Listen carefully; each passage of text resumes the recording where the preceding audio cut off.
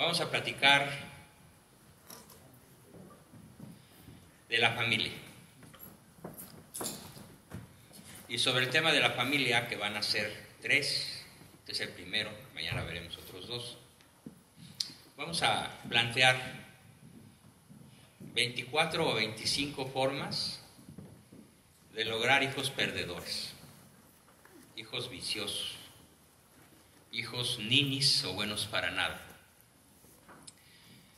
Un poco lo Cantinflas. Voy a empezar entonces tal vez al revés. En vez de comenzar planteando qué nos conviene hacer para lograr hijos triunfadores, voy a comenzar por plantear el lado oscuro de la historia. ¿Qué hemos venido haciendo? La gran mayoría de las familias a ambos lados de la frontera. No me voy a referir a las familias de la anglósfera, de costumbres sajonas, porque ellos tienen otra manera, tal vez peor que la nuestra, de fabricar hijos adictos. Y lo digo con los datos duros en la mano, dados por el presidente Trump, con todo respeto para este señor, que muchos juzgan de loco o de malo, pero que en realidad, si nos atenemos a la realidad desde el punto de vista cristiano, es un valiente defensor de la vida. Y no lo digo por quedar bien con él, por supuesto, pero es innegable que su defensa por la vida, digamos que borra todos sus demás pecados o errores. Por lo menos yo así lo veo.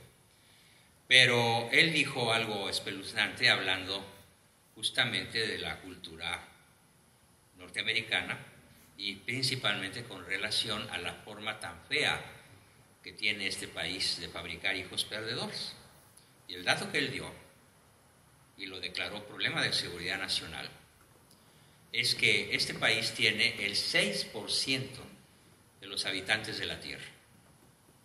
O sea, de los 7,000 millones que somos en la Tierra, Estados Unidos solamente tiene el 6 y fracción por ciento de todos los habitantes de la Tierra. Pero este 6% de habitantes de USA, ¿cuánta droga creen que consume? Échenle una cifra. El 60% de la producción mundial de drogas.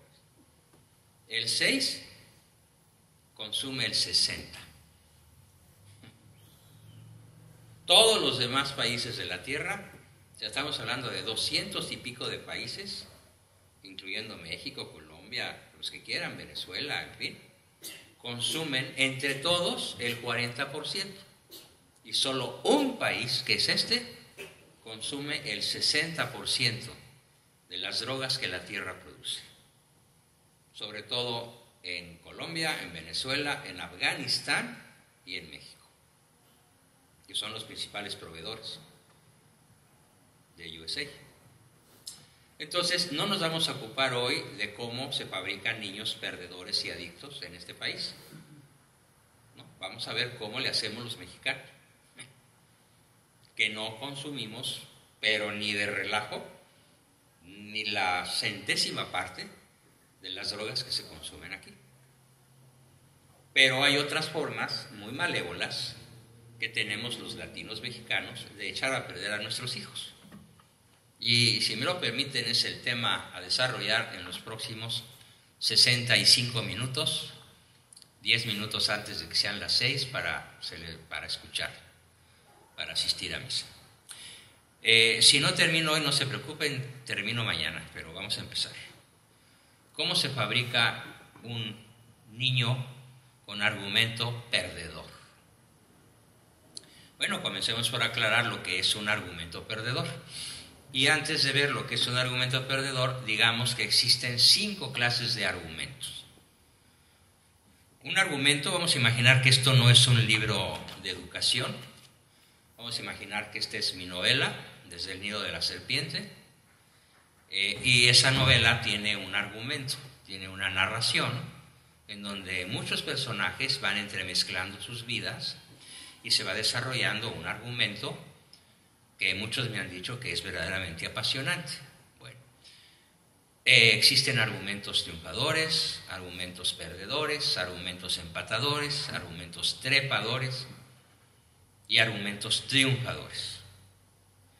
Vamos a ver que un argumento es una forma de vida que empieza con la niñez, se va desarrollando, sigue en la adolescencia, continúa en la juventud y culmina de acuerdo con un final que fue previsto, que fue preparado, que fue desarrollado por generalmente los padres. Hagan de cuenta que los padres tomaron la computadora, que es la mente de su hijo, y escribieron sobre la mente de su hijo una multitud de mandatos, unos positivos, otros negativos, otros ambivalentes, contradictorios, algunos muy destructivos, algunos muy angustiantes, aparte de destructivos, otros muy benéficos y saludables, pero en general los padres lanzamos una infinidad de mensajes que van formando lo que se llama el argumento de la vida de cada uno de nuestros hijos, y a su vez nuestros padres lanzaron sobre nosotros cientos de miles de mensajes a lo largo de muchos años para desarrollar el argumento de la vida que hoy tenemos. Como un ejemplo muy sencillo, cuando yo cumplo 5 años, me acuerdo muy bien, me atravieso al cuarto donde yo escucho que mi papá está escribiendo a máquina, son las 3 de la madrugada, y le pregunto: papi, ¿qué haces a estas horas? ¿Por qué no estás dormido? Y me toma con mucho cariño, me abraza y me dice: mira, estoy traduciendo la vida de nuestro Señor Jesucristo, del francés al español, de un gran autor francés, muy culto, muy virtuoso, muy sabio. ¿Y por qué haces eso, papá? Pues porque yo quiero que mucha gente conozca la vida de nuestro Señor Jesucristo para que salve su alma. Puedo decir que esa explicación que me da papá trabajando a las 3 de la mañana, traduciendo un libro del francés al español, marcó mi vida para siempre. Eso es un mensaje argumental. Como por ejemplo también es un mensaje argumental que nació niña, se acerca el papá a la cuna y con una cara de vinagre dice: ay, otra niña, nació para sufrir. Imagínense la fuerza de ese mensaje argumental, porque como nació niña, ¿para qué nació? Otra vieja para sufrir. Esto lo dicen no solo en las rancherías tipo Cotorrosclán de las Ingratas, también lo dicen en Monterrey y en Guadalajara, ¿sí? Y en Phoenix, en la comunidad, o en Chicago, donde hay mexicanos. Hay otra niña para sufrir, yo que quería macho. ¿Sí? Imagínense cómo va a ser la vida de esa niña al lado de un padre que la está descalificando cuando ni siquiera sabe que existe esa pequeña, y ya la está descalificando por ser mujer.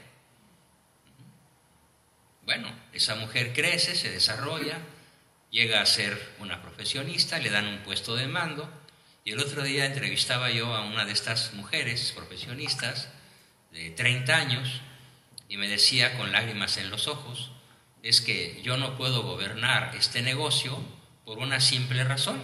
¿Por qué? Porque soy mujer. En un mundo de puros machos, por cierto, conductores. No se parecen a ti, por supuesto. No estoy hablando de ti. ¿Sí? Entonces, no puedo. Conductores, bodegueros, gente machista, que creen que ser mujer incapacita a la mujer para gobernar un país, un hogar, una nación, un equipo deportivo o una empresa, cuando en realidad puede ser tan capaz como cualquier varón para muchas cosas, que ambos sexos tenemos facultades para hacerlo. Claro, hay algunas facultades que son estrictamente femeninas y algunas facultades estrictamente masculinas. Para que se entienda, voy a contarles un chiste, que en realidad no es chiste, sino una tragedia. Llega un transexual con el doctor y el doctor le dice: siéntese, señor. Y la persona le contesta, no soy señor, soy señora. Para eso me operé y soy orgullosamente transexual. Bueno, señora, le aviso que tiene cáncer en la próstata.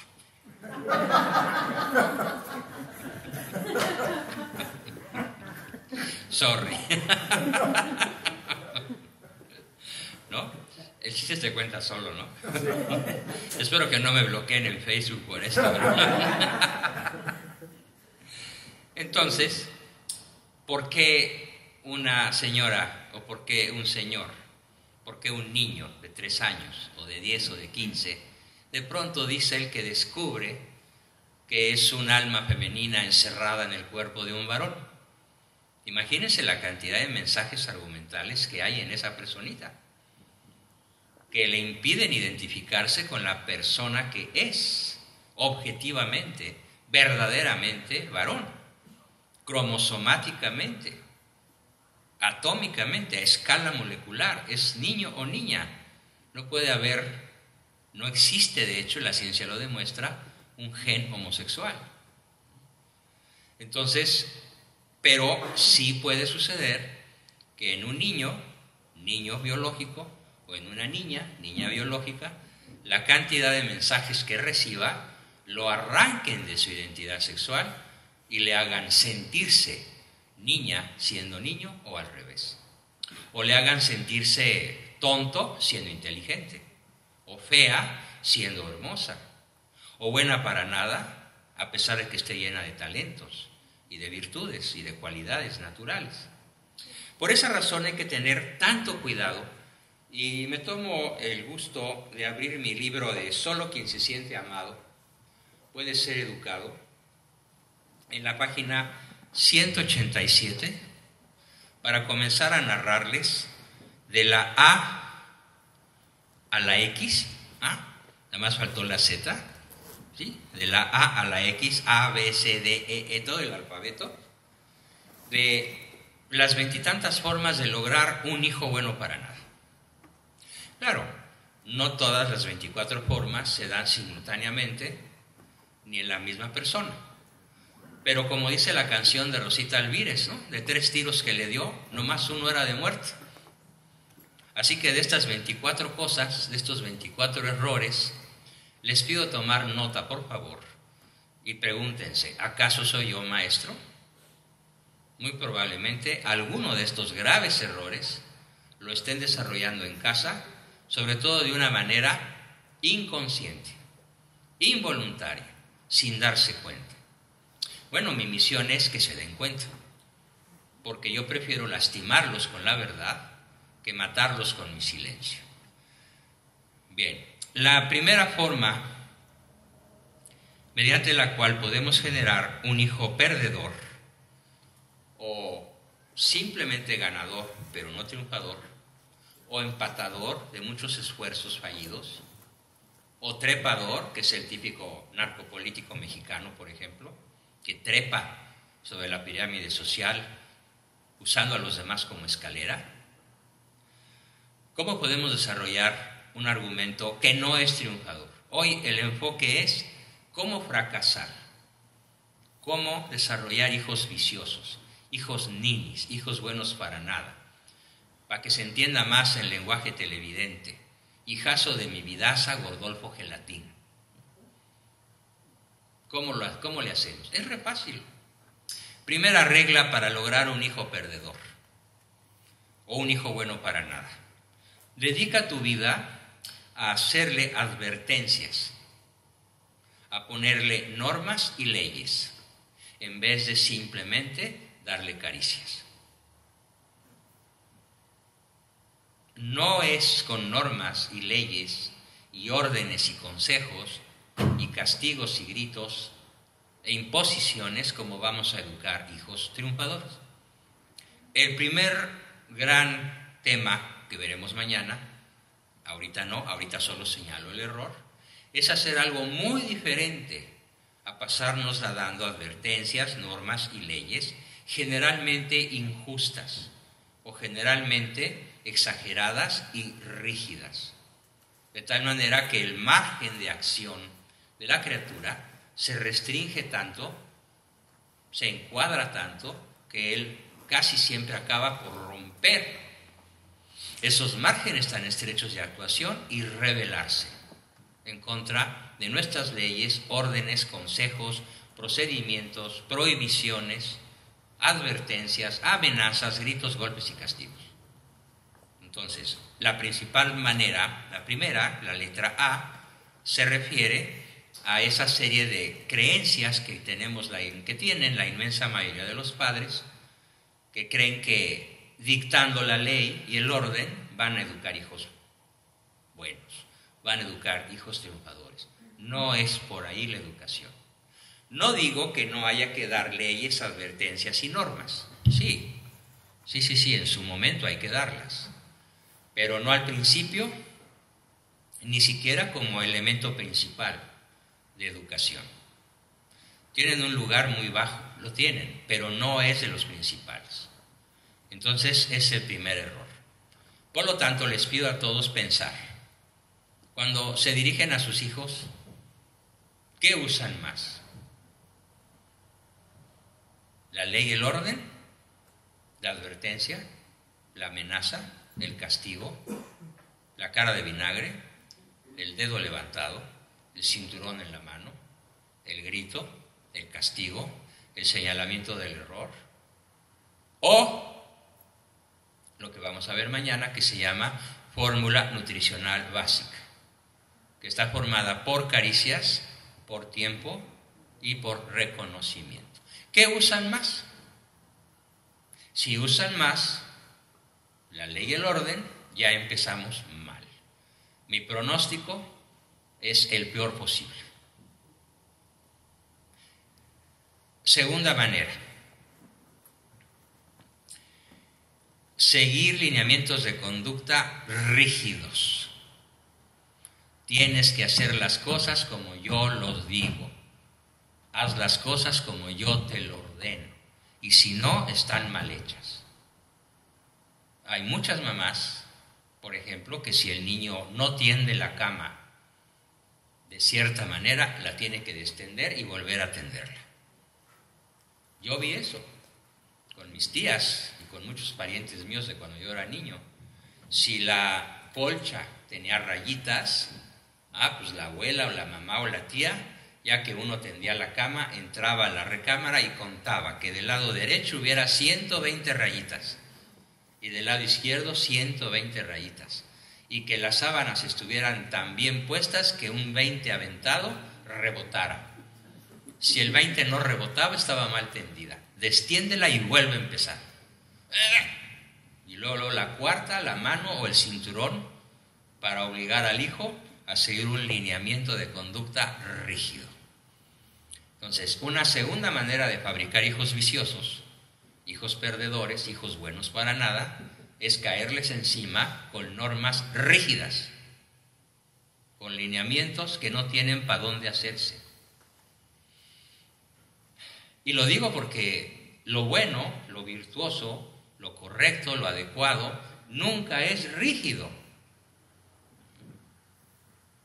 Lo correcto, lo virtuoso y lo adecuado siempre tiene un margen de flexibilidad, siempre tiene un margen de error, porque perfecto es solo Dios. Nosotros solo somos perfectibles.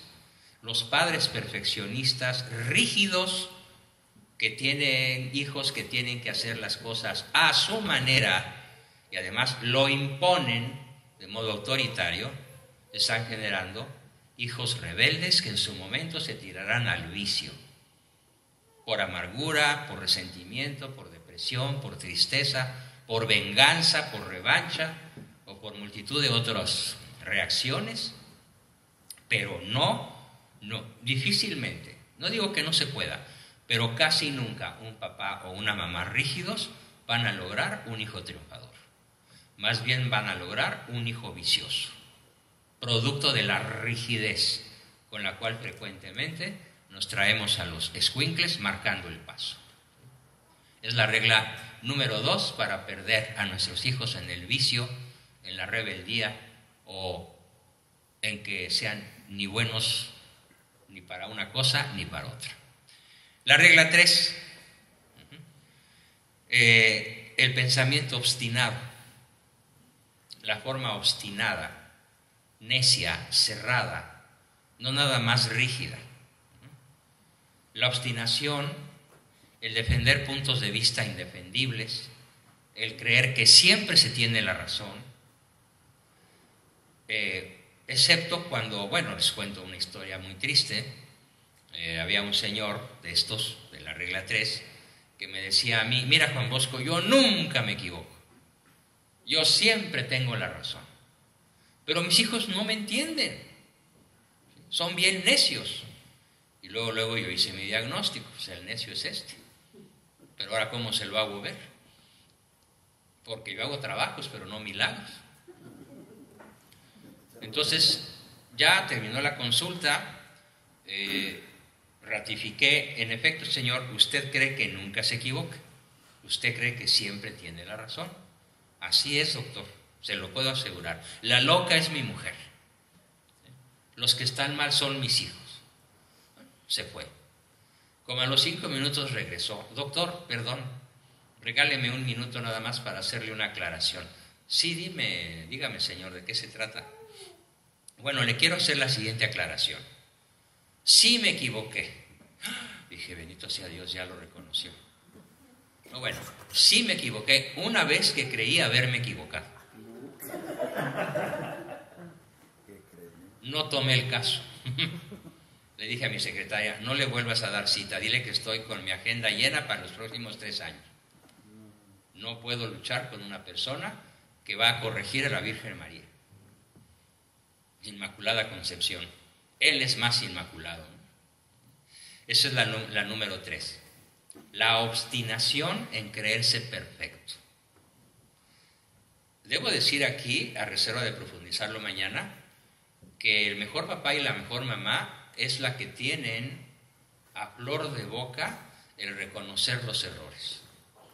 Perdón, hijo, la regué, me equivoqué. Sí, no debía haber hecho esto, no debía haberte dicho tal cosa. Se me salió, se me escapó, disculpa.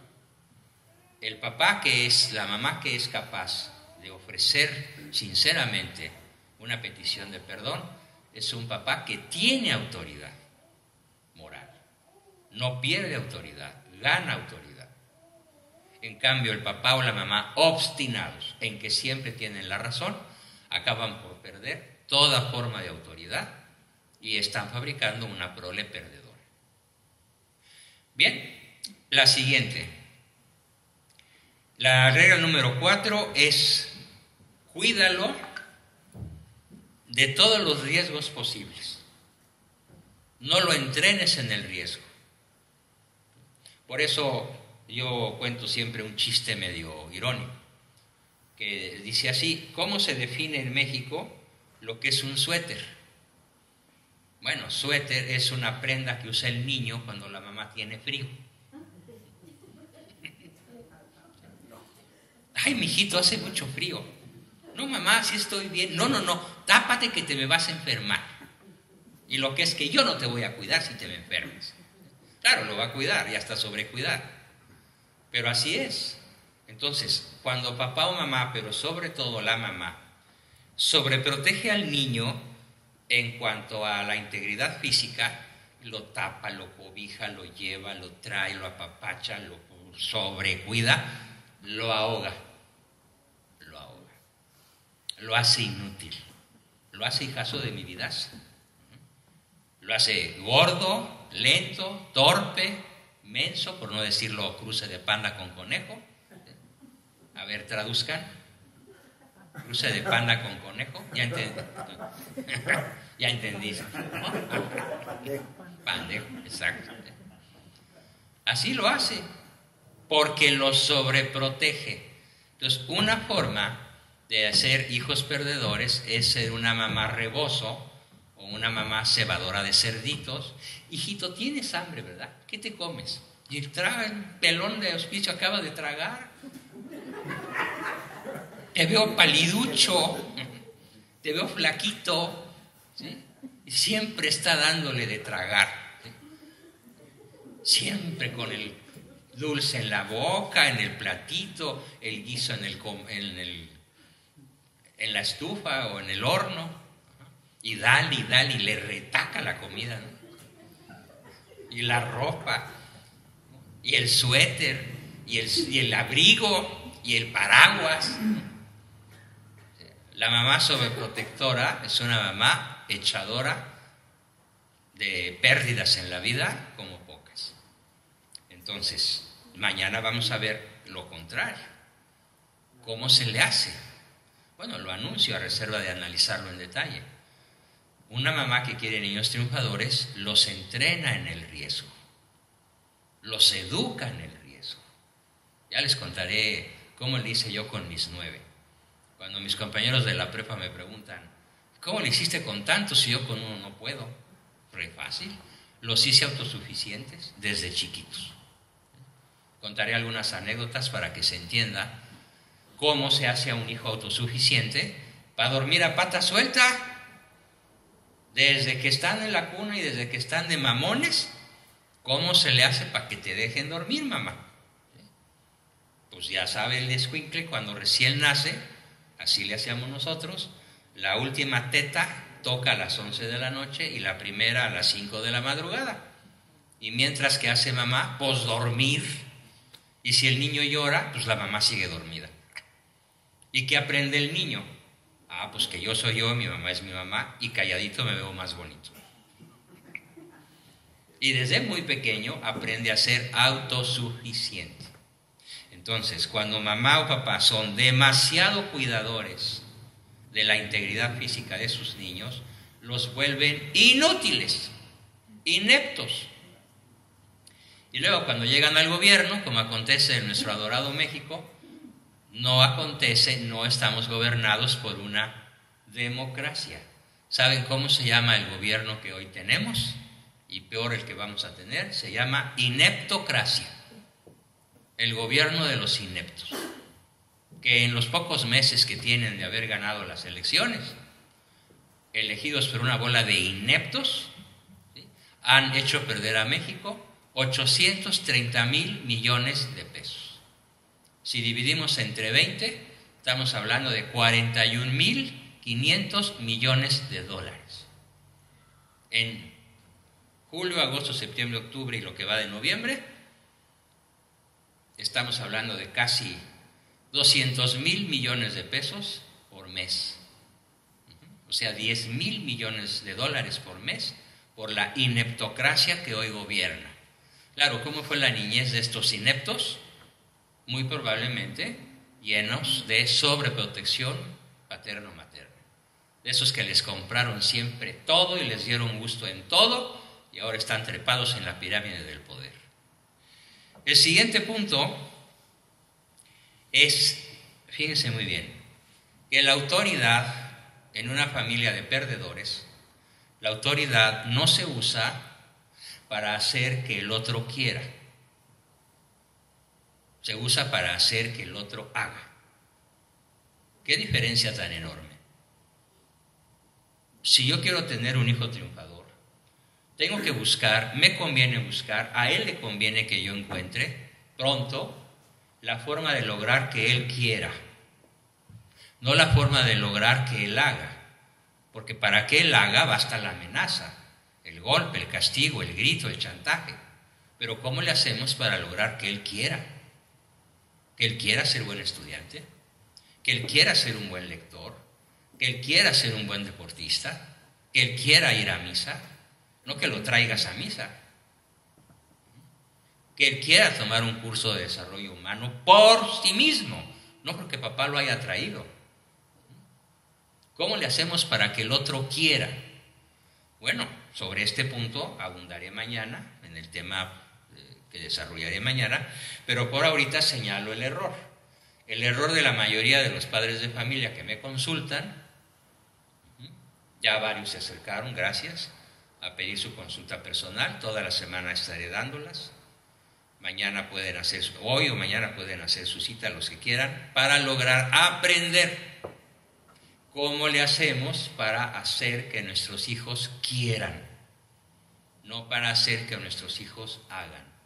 La autoridad no es para imponerse. La autoridad a veces se puede imponer en casos muy especiales, pero no a los hijos, y menos a los hijos que ya piensan, que ya tienen sus ideas, que ya tienen su motilidad propia. El siguiente punto es que hay ciertos mandatos específicos que son muy destructivos, que se quedan para toda la vida. ¿Cuáles son esos mandatos destructivos irrepetibles que cada persona recibe y que se pueden quedar grabados para toda la vida?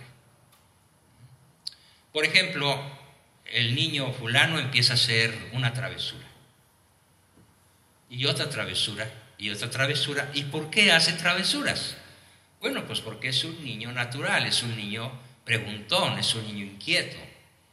Y es natural que los niños sean inquietos y tiren cosas, y jueguen, y griten, y lloren, y brinquen, y no respeten los espacios adultos, reservados sobre todo para las visitas. Y entonces, ¿cuál es la reacción de los padres? La reacción de los padres es etiquetar a los niños. La mamá pregunta, ¿quién fue? ¿El que rompió el jarrón de la tía Chencha? ¿El que derramó la leche? ¿El que hizo una barrabasada por ahí? Ah, pues fue Pepito. Ah, claro, tenía que ser Pepito. Siempre Pepito, para variar. Y cada vez que Pepito hace algo, ¿qué dicen papá, mamá y los hermanitos? Fue Pepito, mamá, para variar. ¿Cómo crece ese niño? Pues crece con la idea de ser un inepto, un estúpido, un panda con conejo, ¿sí? Un imbécil, un bueno para nada, un niño, un vago, un perdedor. ¿Y quién se lo está diciendo? Toda su familia.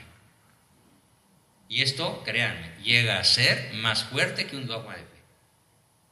El niño lo cree a pie juntillas, porque va con la abuelita. Ay, abuelita, es que no, tu papá ya dijo que no. Y va con la mamá, no, es que mijito, contigo no se puede. Y va a la escuela y luego las quejas. Pepito a la dirección. Y ahí va Pepito a la dirección. ¿Y por qué Pepito fue a la dirección? Ah, pues porque hizo alguna travesura.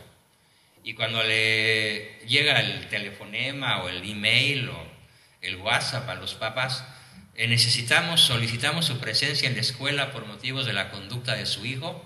¿Qué dicen los papás? Claro, es tu hijo, tenía que ser. ¿Sí? Y ahí van echándose la culpa el uno al otro, ¿no?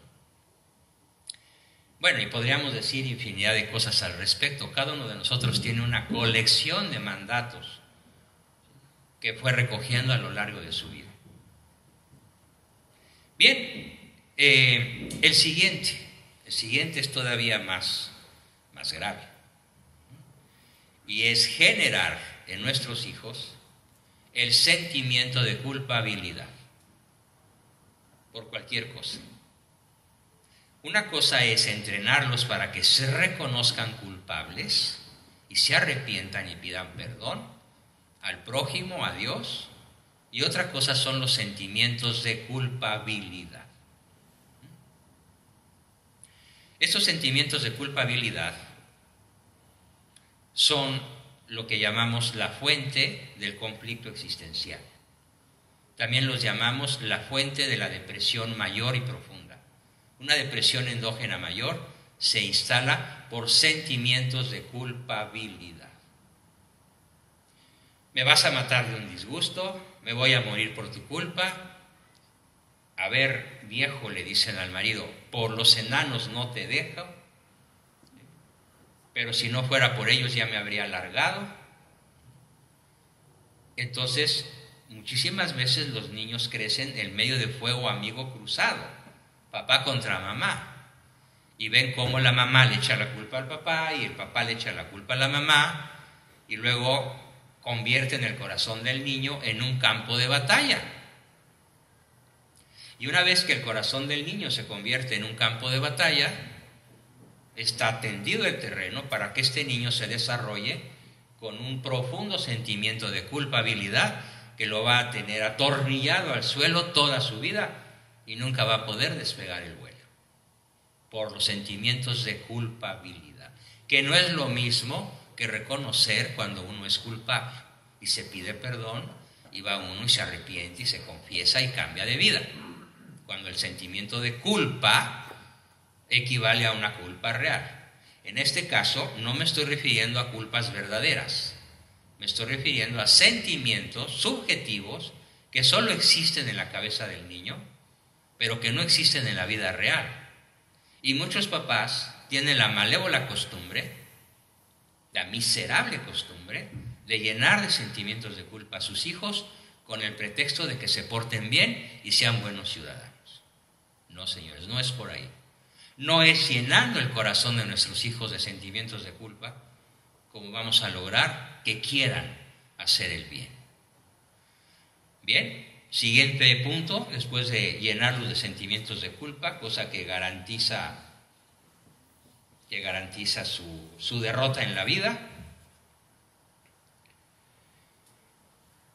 Al niño lo pueden hacer perdedor acontecimientos que él no puede controlar, que su familia no puede controlar, pero que los papás no encuentran la manera de consolar, de proteger, de resolver circunstancias por las cuales puede atravesar su hijo sin que los padres tengan la culpa.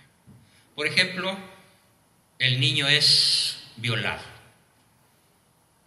el niño es sexualmente atacado a los 5 años o a los 10 años por un adulto mayor de la propia familia. El hermano mayor, imagínense, yo miles de veces he escuchado esto, una niña de 10 años es violada o es manoseada o es buleada sexualmente por su hermano de 15 o por el padrastro, por el nuevo marido de la señora que a lo mejor ni casados están, nada más arrejuntados. La cantidad de delitos sexuales que se cometen en nuestros hogares es impresionante. Y estos acontecimientos traumáticos a veces no ocurren dentro de la familia. El chico puede haber sido secuestrado por el crimen organizado o pudo haber sufrido un accidente tremendo. Entonces, todos estos 3 ejemplos pueden conducir a que un mal manejo por parte de los padres de las emociones que suscitan esos malos eventos, esas tragedias en el interior de nuestros hijos, los padres no sepan acompañar, no sepan consolar, no sepan proteger, no sepan manejar las emociones de sus hijos. El siguiente punto es el mal manejo de las emociones. Nuestros hijos tienen emociones, tienen miedo, tienen alegría, tienen tristeza y tienen coraje, ira, cólera. ¿Cuáles son aquí las maneras infalibles de lograr un hijo perdedor? Bueno, pues la primera manera son 4, en este renglón del mal manejo de las emociones, son 4. La primera manera es, ¿qué hacen los papás en su inmensa mayoría cuando el niño está enojado? ¡Cállate! Ya, tranquilo, tranquilo. Es más, vete y enciérrate. Cuando se te pase el coraje, nos vemos. Vete, enciérrate, no te quiero ver. ¿Qué se está haciendo? Bueno, los invito a hacer un experimento sobre el manejo de la cólera. Al rato que lleguen a su casa, por favor, y mañana me cuentan qué pasó, agarran una olla express, la llenan de agua hasta casi el borde, la tapan bien, la ponen en la estufa y ahí la dejan media hora, 1 hora, y cuando empiece a hacer psss, le ponen un tapón. Ya, cállate olla, cállate. Ahí dejen la otra media hora y cuando vuelva a hacer psss, rápido le quitan ese tapón ligero y le ponen otro más pesado y ahí la dejan otra media hora psss, y la siguen oprime y oprime y oprime. ¿Hasta cuándo? Hasta que explote y capaz que acaba con la cocina, ¿eh? Yo he visto explosiones en donde no quedan vivos por la explosión de un olla express. Bueno, hagan el experimento para que vean que no estoy exagerando, además háganlo con cuidado. A apachurrar, oprimir, reprimir, suprimir la cólera de un niño, lo hace estallar. Un día va a estallar. Pero lo más probable es que no estalle contra la persona que le reprimió la cólera. Porque no se busca quién me la hizo, sino quién me la pague. Y normalmente la persona contra la que vamos a estallar es alguien que vamos a conocer dentro de 20 años, a lo mejor es la esposa, y a ella le vamos a cobrar toda la cólera que acumulé durante mi niñez. Solamente así explico la vida terrorífica de novela de terror que viven muchas señoras mexicanas a manos de un marido que siempre está enojado.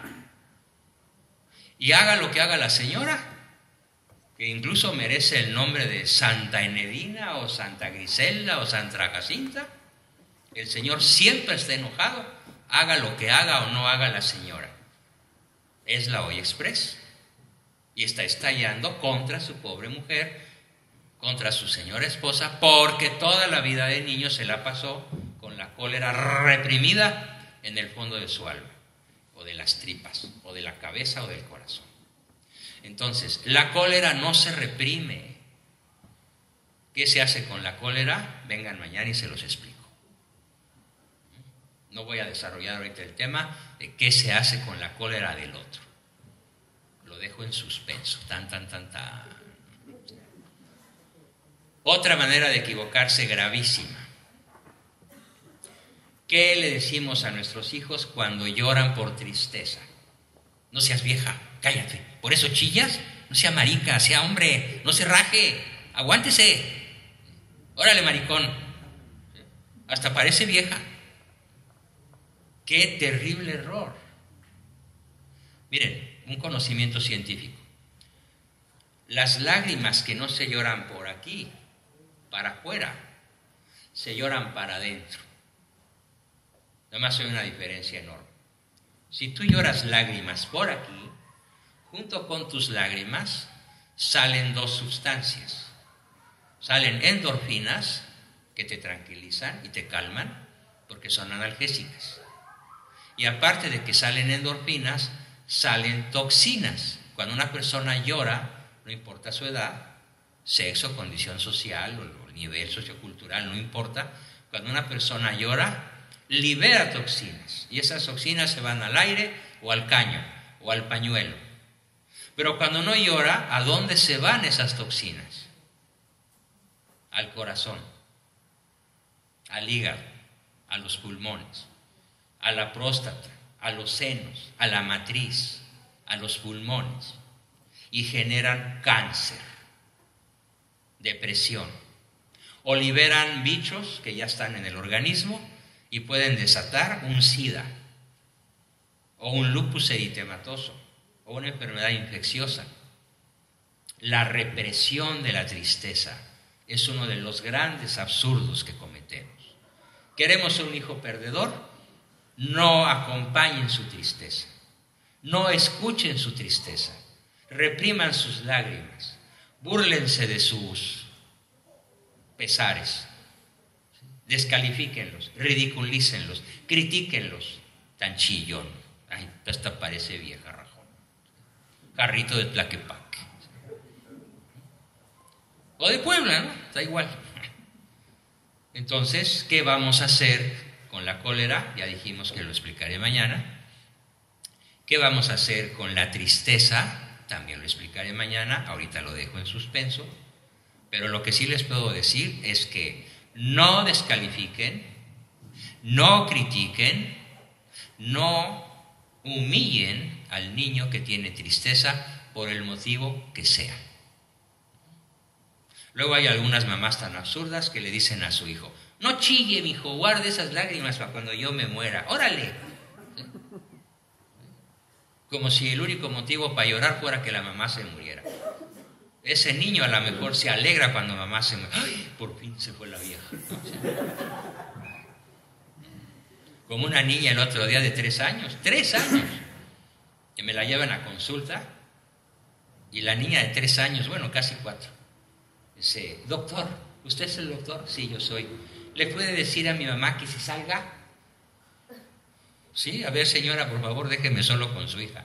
Ay, doctor, no se lo recomiendo, es peligrosa. Peligroso ese tepocate que apenas tiene 60 centímetros. Ya que se salió la señora, le digo a la niña, niña, ¿por qué quisiste que tu mamá se saliera? Y la niña dijo así,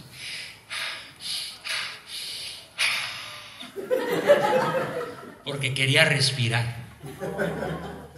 Eso me dijo la tepocata, porque quería respirar.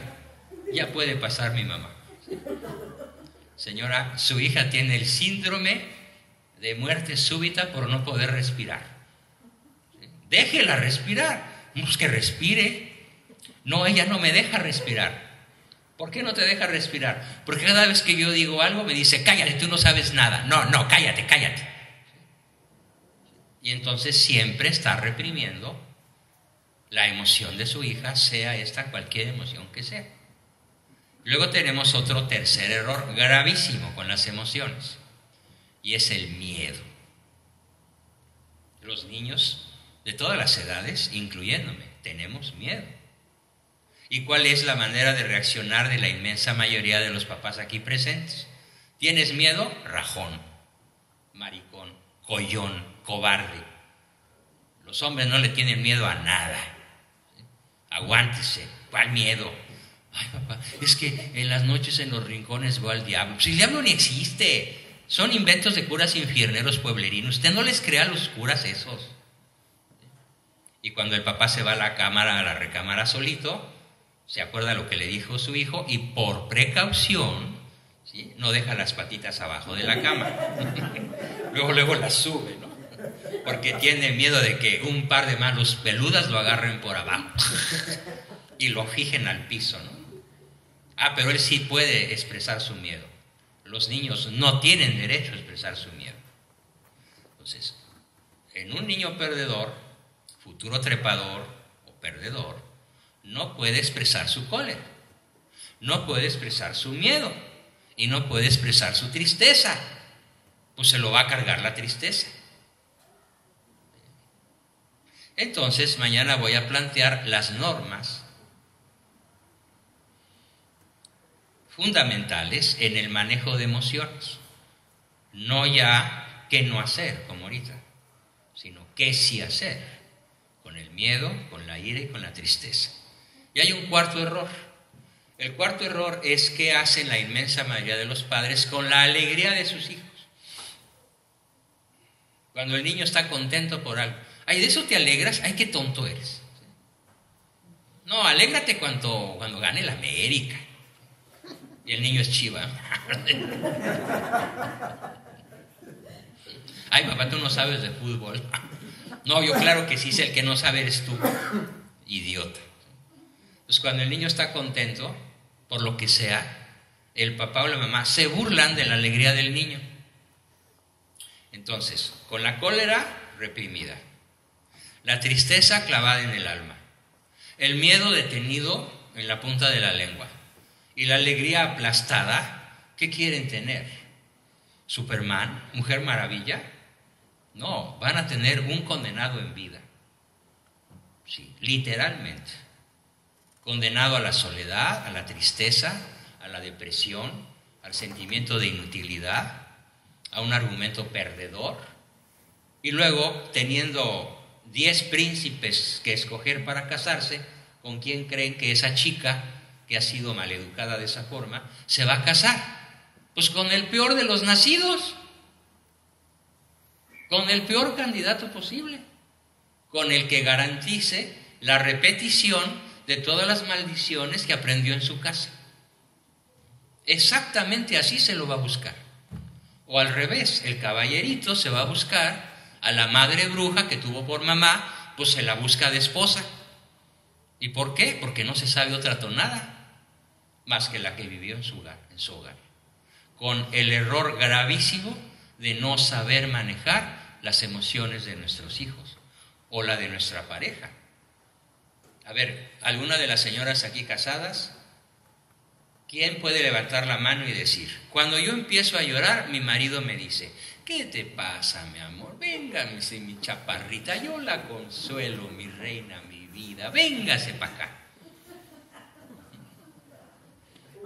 Un garbanzo de alibra, 1,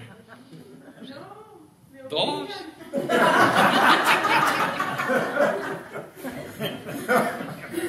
La mayor parte de los machos que dicen, ya vas a empezar tu drama.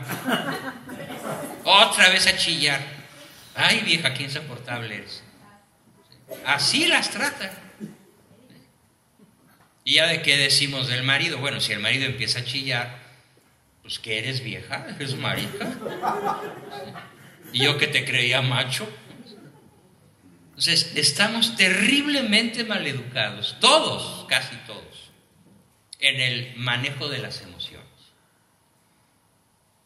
Si quieren tener hijos triunfadores, vamos a comenzar por ahí. Por el correcto y saludable manejo de las emociones. Ira o cólera, miedo, tristeza y alegría. Hay otras muchas, pero esas son las 4 principales. Y lo que ahora esta tarde estoy haciendo es señalar la terrible cantidad de errores que casi todos cometemos, con singular alegría, por ignorancia invencible, culpable. Porque no me digan que tenía que venir yo a Los Ángeles y a este lugar para que se den cuenta del mal que están haciendo. ¿Por qué no lo buscaron antes? ¿Por qué no pensaron antes una solución? Pues porque da flojera, porque hay muchas distancias, porque es muy caro, porque no hay especialistas en esto, porque es más importante quedarnos a ver la tele, o ir a comer, o matar el tiempo, o limpiar la casa, que educarse en cómo formar hijos triunfadores. Así que debo decir aquí que los que están aquí en este salón son los que menos lo necesitan. Los que más lo necesitan son los que no vinieron. Qué triste, pero así es. Pero ¿qué tal si aquí hubiera estado Juan Gabriel? O Talía o tal otra. De esas que talonean por ahí en el mundo de la parranda. Bueno, entonces ese es el conjunto de errores en el manejo de las emociones. Pero hay otros errores. Por ejemplo, las grabaciones malignas, angustiosas y desgarradoras, porque para el niño voy a leer un párrafo tal cual de mi libro, página 188, del libro de Solo quien se siente amado puede ser educado, que se ha pasado ahí todo el día y nadie se ha asomado a ver. Por eso lo estoy leyendo, para que se enteren qué dice. A ver si alguien se anima. Todos dicen, cómprame, recuérdame. Como el gansito, ¿no? A ver, leamos el párrafo. Dice, algunos niños desarrollan un final catastrófico porque les quedaron en su vida, en su cerebro, algunas grabaciones angustiosas y desgarradoras. Porque para el niño es imposible interpretar racionalmente la imagen traumática de una repetitiva pelea entre sus padres. Ojo con eso. El niño no puede procesar racionalmente la imagen traumática de una repetitiva pelea entre sus padres. Y al no poderlo procesar racionalmente, estamos fabricando un niño perdedor. El hecho de que el papá estaba borracho porque su negocio acababa de hundirse, o que la mamá había perdido el dominio de sus nervios al descubrir que su marido le era infiel, es algo que el niño no puede jamás asimilar. Entonces, ¿cuántas cosas hoy están viendo nuestros niños, aunque sean adolescentes o incluso adultos, que no pueden asimilar, que no pueden entender? Y hay una prueba contundente. Regrésense unos años ustedes, todos ustedes adultos, regrésense a su niñez y recuerden cuántas cosas les pasaron en su niñez que hoy, a estas alturas del partido, todavía no pueden asimilar. Ay, doctor, si usted supiera cómo fue mi papá, si usted supiera cómo fue mi mamá. Y mis abuelos. Y muchos de ustedes, queridos amigos, bueno, muchos de nosotros podemos decir, somos sobrevivientes a hechos brutalmente traumáticos que en su momento no pudimos asimilar. Y pueden pasar muchos años sin poderlos asimilar. Entonces, más vale prevenir que lamentar. Todavía muchos de ustedes tienen hijos muy jovencitos. ¿Sí? Todavía podemos hacer grandes cambios. Pero también aunque tengan hijos adultos, mientras hay vida hay esperanza. Otro mandato, otra forma de tener hijos perdedores es la siguiente. El hecho de seguir patrones tradicionales solamente porque así siempre hemos hecho las cosas. Les cuento una anécdota que me tocó ver en un pueblito michoacano que se llama Tinguindín. En Tinguindín, Michoacán, cerquita de Zamora, un pueblo hermosísimo, precioso, que conocí muy bien porque allí íbamos de vacaciones con mi nana y además ahí conocí a mi primera novia. Le pregunta un día una niña de 5 años a su mamá. Su mamá era mi nana. Le pregunta, oye mamá, ¿por qué le partes la cabeza al pescado y la cola antes de meterlos al sartén? Y la mamá le contesta a la niña, ay hijita, ve y pregúntale a tu abuela. Yo no sé, así lo hemos hecho siempre. Pero ahí está tu abuela, ve y pregúntale a ella. Y ahí va la niña y le pregunta, oye abuelita, que dice mi mamá que me expliques por qué en esa familia le cortan la cabeza y la cola al pescado antes de meter el pescado al sartén. Ay hijita, yo no sé, pregúntale a tu bisabuela. Que está por allá la viejita de 90 años debajo de una higuera rezando el rosario. Llega la escuinclita de 5, abuelita, escúchame, oye, que dice mi abuela, que dice mi mamá, que te pregunte por qué le cortan la cabeza al pescado antes de meterlo a la sartén. Y la bisabuela le dice, ay hijita, pues porque el pescado no cabe en la sartén. Pero resulta que en la sartén que usa la mamá, el pescado sí cabe. Pero hay que cortarle la cabeza y la cola porque no cabe en la sartén. Pero es evidente que sí cabe. Pero como siempre se ha hecho así, desde hace 500 años, desde que llegaron los españoles y aprendieron a cocinar en los pueblos mexicanos, civilizados por la cultura española y mestizados, mezclados, indios con españoles, aprendieron muchísimas cosas, ambos, pero sobre todo los indígenas. Desde hace 5 siglos las cosas se siguen haciendo exactamente igual. ¿Cuántas cosas hoy en nuestra casa, en nuestros hogares, las hacemos exactamente igual? Es decir, le cortamos la cabeza al pescado antes de meterlo a la sartén, aunque ya no sea necesario. ¿Y por qué lo seguimos haciendo? Pues porque así le hacía tu abuela, porque así lo hemos hecho siempre en esa familia desde hace milenios. Entonces ya llegó el momento de reflexionar, de pensar, de que hay muchas cosas que hoy estamos haciendo en nuestros hogares que ya no se sostiene el hecho de seguirlas haciendo. Algo tiene que cambiar. Porque si algo nunca cambia, es que todo cambia. Lo único constante en la vida humana es que todo cambia.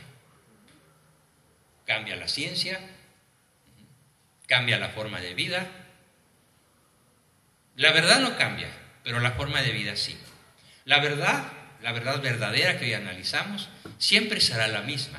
Un solo Dios, una verdad objetiva, muchos millones de opiniones, eso no cambia. Pero ¿qué es lo que cambia? Nuestra percepción de las cosas. Entonces es el momento de cambiar nuestra percepción para buscar la verdad de manera más objetiva, más aguda, más profunda y adecuarnos a la infinidad de cambios que hoy, si no nos adaptamos, nos quedamos de lo que se llama analfabetas funcionales, por no adaptarnos al mundo como hoy es. Un lugar principalmente tecnológico. La tecnología no es mala. No, lo malo es su abuso, como de cualquier otra cosa. Bien, el siguiente punto, 10 minutos más, es los millares de no dirigidos al niño, como lo que decía antes de la comida, aquel niño que creía llamarse no. Yo decía cualquier palabra o cualquier nombre y el niño no volteaba. En cuando yo dije la palabra no, volteó. Diga, doctor. Ah, no. Sí, dígame. No. Se llamaba no. Millares de no dirigidos al niño. Papá, ¿me das permiso? No. Papi, necesito. No. Mami, ¿me quieres? No. Yo no quiero a los niños mal portados. Mami, ¿quiero más leche? No. Mami, ¿me quiero dormir contigo? No. Pues el niño acaba por creer que se llama no, porque para todo es no. ¿Cuándo le vamos a decir un sí, o un tal vez, o un déjame pensarlo? Piensen cuántas veces de modo automático le dicen no. Y a ver, les voy a hacer una exposición de cómo el cerebro humano no procesa la palabra no. ¿Listos para la prueba? A ver, por favor, no piensen en rinocerontes. ¿Ya vieron el rinoceronte? No piensen en sexo. Ahí está. No piensen en cosas malas. Ahí está. Ni se las pregunto, por reverencia a Santísimo. Entonces, la palabra no es algo que no conviene utilizar en nuestras relaciones humanas, sobre todo con nuestros hijos, porque su cerebro no puede procesar el concepto no. Solamente podemos procesar el concepto sí, o hazle así, o qué te parece si hacemos asá, o acullá, o más allá. Siempre es conveniente plantear una respuesta en positivo para hacer un hijo triunfador. El no generalmente va a causar profundos traumas, profunda disfuncionalidad familiar y personal. El siguiente punto, la letra M, para lograr hijos perdedores o viciosos, es el mal ejemplo o la ausencia del buen ejemplo. Es cierto que el bueno o el mal ejemplo no son los factores primordiales. Hay otros que ya hemos venido viendo. Pero a ver, imagínense el papá o la mamá que desde su cama, cualquier día, a las 6 de la mañana o a las 7 de la mañana, dependiendo de los horarios de los niños, desde su cama grita: ¡ya levántense, flojos! Desde su cama. No se han levantado, ¿verdad? Ahorita les voy a dar un cuerazo para que se levanten. Y a 3/4 o 20 metros de distancia. Parece que pisé varios callos, qué bueno. O la mamá: mijita, ¿qué te pasa? Acostar, tal. No te apures, mi amor, no te apures. Chilla. O con un mar de lágrimas: no llores, mi reino, no llores, todo se va a arreglar. Llore, ¿no? O la mamá frente a la tele, así, clavada con la vista en la tele: mijita, ponte a leer. Mijita, haz tu tarea. Mijita, saca buenas calificaciones o vas a ver. Y esa también entrenada, que aunque no la vea, se la suena. Porque la tiene con el rabillo del ojo. O sea, decir una cosa y hacer otra. Es mortífero. Es más, es la forma de generar lo que se llama personalidad disociada. O por ejemplo, tienes que respetar a tus padres. Tienes que honrar a tus padres. También eso dice la Biblia, y eso dijo la catequista, y eso dijo el señor cura, y eso le dijeron cuando fue a hacer su primera comunión. Pero ¿qué dice la mamá del papá? ¿Qué se la pasa diciendo la mamá del papá después de que le dice al niño que tiene que honrar a papá y mamá? Puras críticas. Tu papá es un desobligado. Tu papá es un bueno para nada. De toda la familia de tu papá no se hace uno. Yo no sé qué le vi a tu papá, pero me agarró borracha. Tu papá, lo peor. Nunca vayas a ser como tu papá. Pero en la iglesia le dicen, honrarás a padre y madre. Eso es lo que se llama mensaje doble. Otros, hay como 300 mensajes dobles. Por ejemplo, un domingo, mañana, por ahí de las 7 de la mañana, mijita, sí mami, ay, está vieja. Sí mami, hazle los huevos a tu papá, dale el desayuno a tu papá. Y ahí va la niña toda torpe a los 8, 10, 14 años. ¿Dónde estarán los huevos? Y abre una, ay, aquí no, abre otra. Y la señora mamá desde la cama nada más oye cómo abren y cierran puertas y no encuentran ni los huevos, ni la sartén, ni el aceite, ni la sal, ni nada. Y en esos momentos la mamá brinca de la cama, corre a la cocina y le dice a la niña, ay, pero si tú no sabes hacer nada, eres una inútil, quítate. Y en un abrir y cerrar de ojos le hace el desayuno al marido. ¿Qué está diciéndole a la niña? Mandato doble. Haz el desayuno, pero no te preocupes, si no lo sabes hacer, yo lo hago. ¿Cuál mandato tiene más fuerza? El primero, haz el desayuno, o no lo hagas porque aquí está mamá para hacer. A ver, ¿por qué la pesadilla de los papás es, o de las mamás sobre todo, lo que llamamos zona de guerra, zona de desastre de los adolescentes? Nunca tienden su cama. Su cuarto parece que pasó por ahí un bulldozer. Pasó por ahí un huracán, dejó todo patas arriba. Y la mamá, arregla tu cuarto, arregla tu cuarto, arregla tu cuarto. Y el escuincle, sí, ya voy, mamá, ya voy. Y nunca va. ¿Y por qué no va? Pues porque un día el adolescente entra a su cuarto y todo está arregladito. ¿Quién se lo arregló? La mamá. Entonces, ¿quién dio la orden de ser un flojonazo? ¿Quién le dio la orden? Pues la mamá, la que le hizo el cuarto. O ponte a estudiar y dan las 9 de la noche y el niño no termina su tarea. Llega la mamá y en un abrir y cerrar de ojos se la hace. Ya, vete a dormir, bueno, ya. Le hace la tarea. ¿Cuál es el mandato? Sé burro y por favor sácate puras D. ¿Sí? O E. En México serían 5 y 4. Entonces, por favor, terminamos con esta idea. Empiecen a pensar cuáles son sus mandatos dobles. Haz pero no hagas. Obedece pero no obedeces. Limpia tu cuarto pero no lo limpies. Sé estudioso pero no lo seas. Sé obediente pero no me obedezcas. Aprende a valerte por ti mismo, pero no, mejor depende de mí. Así nos pasamos la vida, dando mandatos dobles.